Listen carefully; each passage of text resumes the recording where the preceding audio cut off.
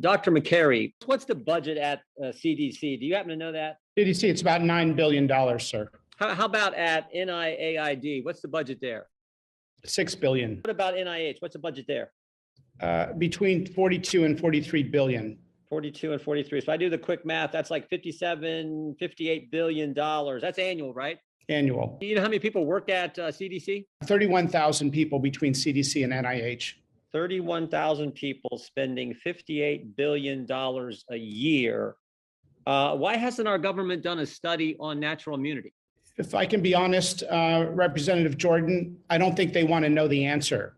It would undermine the indiscriminate vaccination policy for every single human being, including extremely low-risk people. I saw in your opening statement that you're actually doing a study on natural immunity. Is that right? That's right. With private funding, Johns Hopkins, my research team is doing a study. Other countries have done this study. Is that correct? Most of our learnings come from Israel and other countries. Yes, sir. The Israel study is the largest study done worldwide, and it found that natural immunity adjusted for age and comorbidity is 27 times more effective than vaccinated immunity. The scientists in our government at CDC and NIH, they don't account for that. They don't talk about that. What do they say about that study? They never talk about it unless asked, but I would say that they are doing worse than being absent on the topic.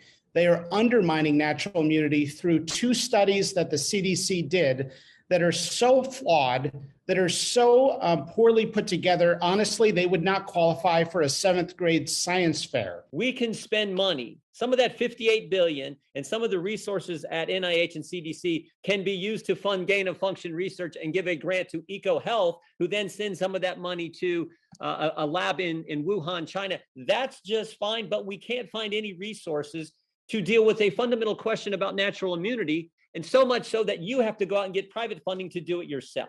It's either they know the answer and don't want the American people to know, or they do know the answer and are trying to hide it.